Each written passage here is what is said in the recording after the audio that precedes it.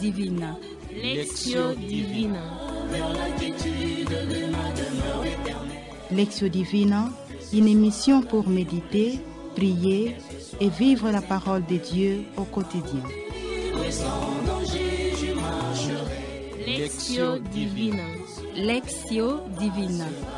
Le se flétrira, la fleur se fanera, mais la parole dit que jamais ne passera. Chères auditrices, auditeurs et internautes, paix, joie et espérance en Christ Maître. Nous sommes heureuses de vous savoir nombreux à suivre notre émission Lectio Divina. Nous vous prions donc de prendre votre Bible en main, de créer une ambiance de paix, de prière pour participer à cette lecture. Au début de ce temps ordinaire, nous venons célébrer un événement important, la présence de Jésus au temple, autrement appelée fête de la purification de Marie. Cette dernière est célébrée par l'Église de Jérusalem dès avant le IVe siècle. Elle est ensuite progressivement dénommée Fête des Lumières, raison pour laquelle au début de cette messe, on allumera des cierges pour rappeler la montée de la Sainte Famille au temple. Pour vivre cette lectio divina, nous sommes avec les consacrés qui vont tour à tour se présenter. Je réponds au nom de Mademoiselle Mado Tambo de l'Institut des volontaires de Don Bosco. Mademoiselle Honorine Onkoa de l'Institut séculier Saint-Jean-Baptiste. Sœur Yvonne Banza, Marie Bakita de la congrégation de sœurs de la famille Bakita, congrégation diocésaine. La réalisation est assurée par la sœur Chanel Londo, fille de Saint-Paul.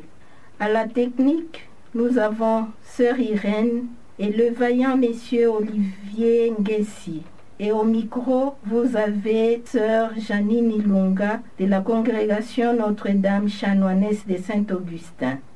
L'évangile de cette fête de la présentation du Seigneur est celui de Saint Luc au chapitre 2, versets 22 à 32.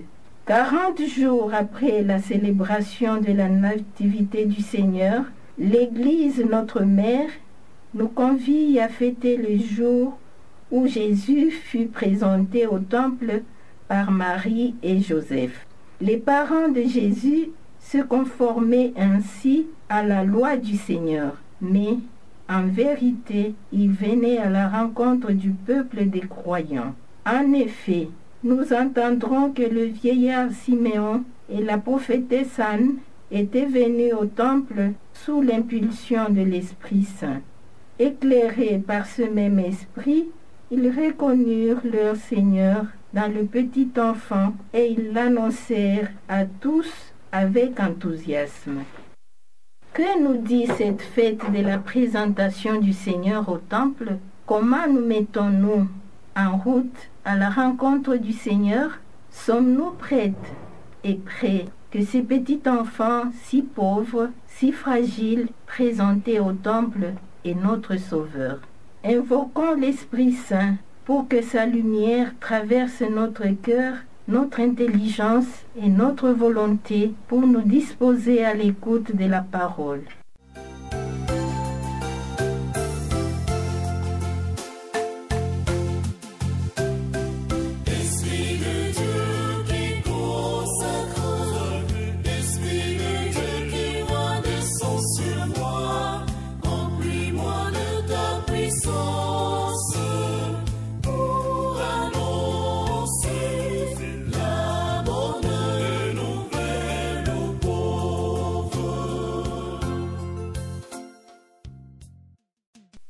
Cette introduction nous mène à la première étape de notre Lectio Divina, qui est la Lectio. Évangile de Jésus-Christ selon Saint Luc, au chapitre 2, versets 22 à 32. Quand arriva le jour fixé par la loi de Moïse pour la purification, les parents de Jésus le portèrent à Jérusalem pour le présenter au Seigneur, selon ce qui est écrit dans la loi. Tout premier-né de sexe masculin sera consacré au Seigneur. Il venait aussi présenter en offrande le sacrifice prescrit par la loi du Seigneur, un couple de tourterelles ou 2 petites colombes. Or, il y avait à Jérusalem un homme appelé Siméon. C'était un homme juste et religieux qui attendait la consolation d'Israël, et l'Esprit Saint était sur lui. L'Esprit lui avait révélé qu'il ne verrait pas la mort avant d'avoir vu le Messie du Seigneur. Poussé par l'Esprit, Siméon vint au temple. Les parents y entraient avec l'enfant Jésus pour accomplir le rite de la loi qui le concernait. Siméon prit l'enfant dans ses bras et il bénit Dieu en disant: « Maintenant, ô Maître, tu peux laisser ton serviteur s'en aller dans la paix selon ta parole, car mes yeux ont vu ton salut que tu as préparé à la face de tous les peuples, lumière pour éclairer les nations païennes et gloire d'Israël, ton peuple. » Gardons un moment de silence pour que cette parole rejoigne le fond de notre cœur. Nous demandons à la technique de nous balancer une musique méditative.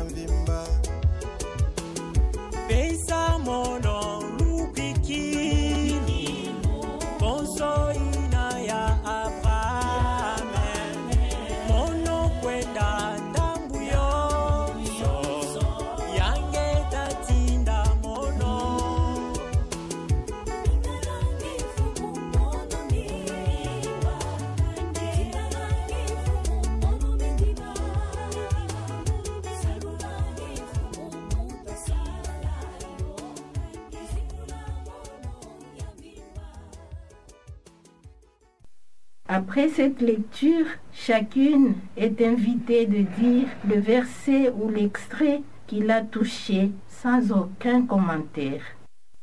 Siméon prit l'enfant dans ses bras et il bénit Dieu. Tout premier-né de sexe masculin sera consacré au Seigneur. Or, il y avait à Jérusalem un homme appelé Siméon. C'était un homme juste et religieux qui attendait la consolation d'Israël et l'Esprit Saint était sur lui. Après le partage du verset ou de l'extrait qui a tous invités, nous passons à la deuxième étape de notre lecture qui est la méditation. Il bénit Dieu parce qu'il lui a accordé la grâce de voir le Messie, son Sauveur. Elle s'est accomplie, la promesse qui lui a été faite par le Saint-Esprit. Tant de bénédictions, des bienfaits, des grâces que nous recevons de Dieu. Est-ce que j'ai le temps de m'asseoir, de m'intérioriser pour découvrir et sentir le Saint-Esprit qui travaille en moi afin de lui rendre grâce, de le bénir et de dire merci Seigneur. Lui dire merci parce que je sais qu'il m'aime, parce que je suis en bonne santé, parce que j'ai réussi dans ma vie, dans mes études, ma vie professionnelle, dans mon foyer, dans ma communauté. Parce que tu m'as donné des personnes qui m'aiment et que j'aime, parce que tu m'as donné les enfants. Notre vie doit être une action de grâce permanente. Demandons la présence du Saint-Esprit en nous, qu'il nous accorde le discernement afin de nous découvrir et découvrir les promesses que Dieu nous fait et qu'il se réalise sans le savoir dans notre vie de tous les jours. Aujourd'hui, en cette fête de vie consacrée, Jésus m'invite à renouveler ma consécration au travers la lumière que j'ai reçue le jour de mon baptême. Comment renouveler ma consécration? C'est avec la lumière, marcher pas à pas avec le Christ pour que ma lumière reste toujours allumée chaque jour de ma vie. Et ma consécration, comment le vivre? Vivre comme une chrétienne, vivre comme religieuse. Je demande cette grâce au Seigneur, que ma lumière que j'ai reçue le jour de mon baptême ne soit pas éteinte. Siméon était reconnu en tout Jérusalem comme un homme juste et religieux par sa vie, par son témoignage. Est-ce que moi, dans mon milieu, comme consacré, je suis reconnu comme témoin de Dieu? Je suis reconnue comme celle qui doit annoncer la bonne nouvelle dans ce monde en mutation. Mon témoignage doit refléter le Christ vivant dans ce monde. Je dois être le sel de la terre et la lumière du monde. Seul, je n'arrive pas, mais avec la grâce de Dieu, tout est facile. Tu m'as choisi, Seigneur, dans ce monde, malgré mes faiblesses, pour t'annoncer, augmente en nous la foi. Dans cette étape de la lecture divine, la parole méditée, deuxième prière, dans une attitude de recueillement, adressons notre prière au Seigneur en commençant par le verset qui nous a touchés. En réponse à sa parole, que dis-je au Seigneur? L'ingratitude et l'égoïsme remplissent tellement mon cœur et me poussent à penser que je me réalise seule dans ma vie. Je pense à Dieu quand je suis dans moi, mais quand je reçois, je tourne le dos, je l'oublie, j'oublie que tout me vient de toi. Pardonne-moi, Seigneur, pour mon égoïsme et mon inconscience en ta présence dans ma vie. Dieu notre Père, ton Fils Jésus s'est fait offrande en sacrifice, fait que je sois aussi une vraie offrande dans l'Église universelle, dans ma congrégation, dans mon apostolat, et partout où je passe, pour annoncer cette bonne nouvelle que toi-même tu as voulu que je puisse être consacré à toi. Seigneur Dieu, en tant que consacré, tu me demandes d'être dans ce monde, mais pas du monde. Tu me donnes une mission noble de t'annoncer tout en restant dans ce monde. Tu me demandes de m'effacer pour faire croître les autres. Tu me demandes de m'oublier pour faire avancer les jeunes, pauvres et abandonnés. Mais il arrive des fois que je n'arrive pas à accomplir ma mission. Je demande pardon et je vous demande la force de l'Esprit Saint pour que je puisse être celle que vous avez mis à part pour annoncer la bonne nouvelle. Merci Seigneur pour ton amour, merci pour la vocation, merci pour tout ce que je suis pour les autres. Aide-moi à être les témoins dans ce monde pour que la bonne nouvelle puisse être annoncée. Marie, sous le souffle de l'Esprit Saint, offre son Fils au Père. C'est l'aboutissement de cette fête de la présentation du Seigneur. Au cours des siècles, des générations de femmes ont consacré à leur Créateur le premier-né de leur entrailles. Chères auditrices, auditeurs et internautes, nous sommes à la fin de notre lecture divine. Nous vous disons merci pour votre attention soutenue, pour la participation active de nos sœurs. Merci à sœur Chanel Londo et sœur Irène Kabed. Merci à monsieur Olivier Nguessi. Au micro, c'était la sœur Janine Ilunga. Congrégation des Sœurs de Notre-Dame chanoinesse de Saint-Augustin. Bye bye.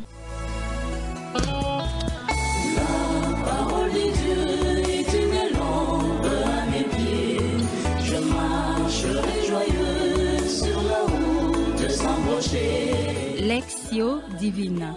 Lectio Divina. Lectio Divina, une émission pour méditer, prier et vivre la parole de Dieu au quotidien. Lectio Divina. Lectio Divina. Le se flétrira, la fleur se fanera, mais la parole dit que jamais ne passera.